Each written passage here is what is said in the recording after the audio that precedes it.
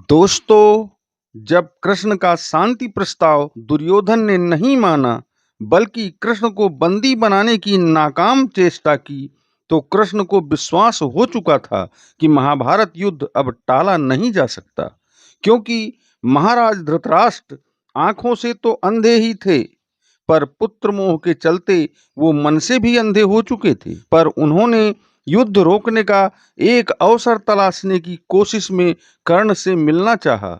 उनका मानना था कि कर्ण अगर दुर्योधन का साथ छोड़ दे तो दुर्योधन का मनोबल टूट जाएगा, क्योंकि पितामह तो किसी पांडव का वध करेंगे नहीं, ये दुर्योधन भली भांति जानता है। आचार्य द्रोण ही ऐसे व्यक्ति हैं जो सारे पांडवों का वध दबाव में आकर कर सकते हैं, या फिर अधिक दबाव के चलते द्रोण आत्महत्या भी कर सकते हैं। बाकी कर्ण ही ऐसा महारथी है जिसके दम पर दुर्योधन इतरा रहा है। कृष्ण कर्ण से मिलने जा पहुंचे। नमस्कार, जय हिंद दोस्तों।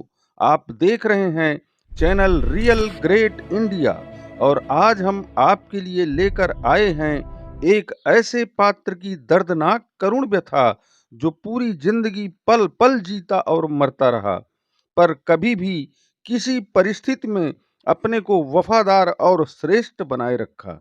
वह कोई और नहीं, वह था महारथी कर्ण, पांडवों का ज्येष्ठ भ्राता।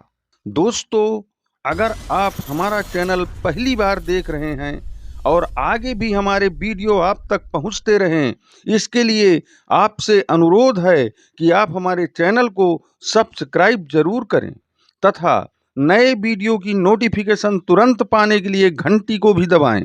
दोस्तों, अब कहानी पर आते हैं। कृष्ण ने कर्ण को बातचीत की शुरुआत में ही बता दिया था कि तुम सूत पुत्र नहीं हो, बल्कि तुम तो कुंती के ज्येष्ठ पुत्र हो, पांडवों के सगे बड़े भाई। इस लिहाज से तुम्हें दुर्योधन का साथ छोड़कर पांडवों की तरफ से युद्ध करना चाहिए। पर कर्ण ने दुर्योधन का साथ न छोड़ने की बात कही और कृष्ण से कुछ सवाल भी किए। उसने कहा, आखिर इसमें मेरा दोष ही क्या है?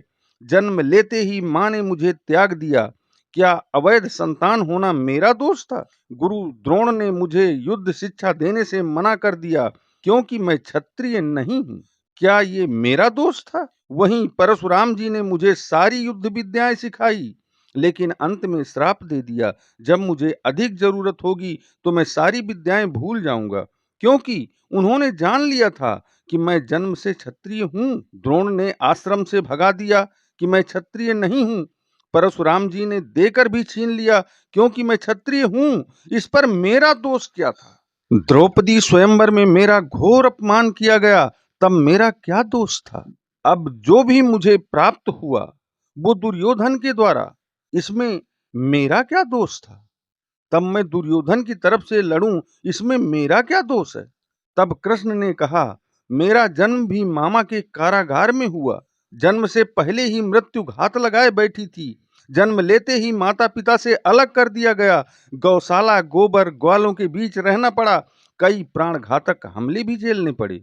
मुझे शिक्षा भी 16 साल बाद संदीपन जी के यहाँ मिली। तब तक मैं चरवाहा ही बना रहा। जिससे मैंने प्रेम किया था वो मुझको नहीं मिल सकी। जरासंध के भय से यमुना का किनारा छोड़ समुद्र के किनारे बसना पड़ा। युद्ध छोड़कर भागने पर मुझे कायर कहकर संबोधित किया जाता है। यदि दुर्योधन जीत जाएगा तो तुम्हें बहुत बड़ा श्रेय मिलेगा, पर सोचो, अगर युधिष्ठिर जीतता है तो जानते हो मुझे क्या मिलेगा? केवल युद्ध, और युद्ध से पैदा हुई समस्याओं के लिए दोषी ठहराया जाऊंगा। कर्ण, भले ही जीवन में तुम्हें वो सब ना मिले जिसके तुम हकदार हो, लेकिन तब भी तुम्हें कोई छूट नहीं है कि तुम अधर्म की राह पर चल पड़ो। महत्व तो वो रखता है कि तुम संकटों का सामना किस प्रकार करते हो। हे कर्ण, मेरी बात स्वीकार कर और अपने भाइयों के पास चल। अधर्मी का साथ छोड़कर धर्म के पास चल। पद त्राण भीम पहनाएंगे, युधिष्ठिर चंवर डुलाएंगे, सहदेव नकुल अनुचर होंगे, पहरे पर पार्थ खड़े होंगे।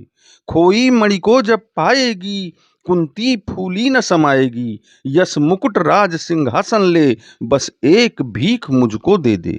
कौरव को तज रण रोक सके, हर ले पृथ्वी का शोक सके। यह सुनकर कर्ण अधीर हुआ, क्षण एक तनिक गंभीर हुआ। क्या कृष्ण प्रथा मेरी माँ है? मेरी माता तो राधे है। 9 माह न तज क्षण भर जिसको, पालती उदर में रख जिसको। जीवन का अंश खिलाती है, अंतर का रुधिर पिलाती है। निज तन से फिर उसको निकाल, निर्दयता की बन के मिसाल। आती फिर उसको फेंक कहीं, नागिन होगी वह नारी नहीं। पत्थर समान उसका ही था, सुत से समाज बढ़कर प्रिय था। कन्या वह रही अपरिणीता, जो कुछ बीता मुझ पर बीता। जब रोज अनादर पाता था, कह शूद्र पुकारा जाता था। सब देख रही थी दृश्य प्रथा, माँ की ममता को किया वृथा। छिपकर भी तो सुध ले न सकी, छाया आंचल की दे न सकी। कुंती ने केवल जन्म दिया, राधा ने माँ का कर्म किया। कहते हैं जिसे असल जीवन, वह देने पहुंचा दुर्योधन। तन मन धन दुर्योधन का है, यह जीवन दुर्योधन का है। सच है मेरी है आस उसे, मुझ पर अटूट विश्वास उसे। पर मैं कैसा पापी हूँगा, दुर्योधन को धोखा दूंगा। जीवन का मूल्य समझता हूँ, धन को मैं धूल समझता हूँ।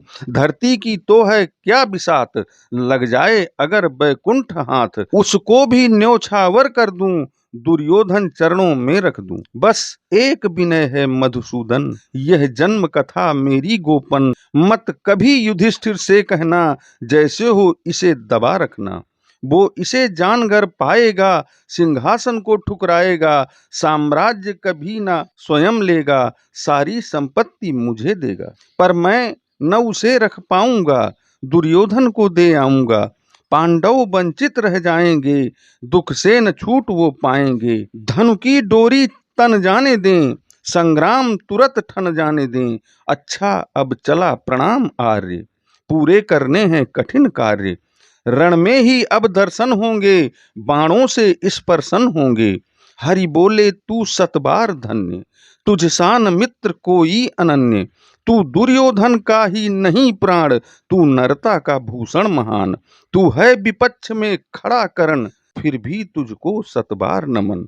दोस्तों, कर्ण का जीवन द्वंद्व से भरा था।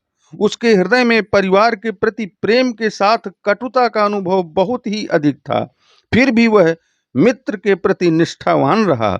वह व्यक्तित्व का अपार धनी था, जिसे कृष्ण भी नमन करते थे। दोस्तों, आगे फिर मिलते हैं एक रोचक कहानी के साथ। धन्यवाद।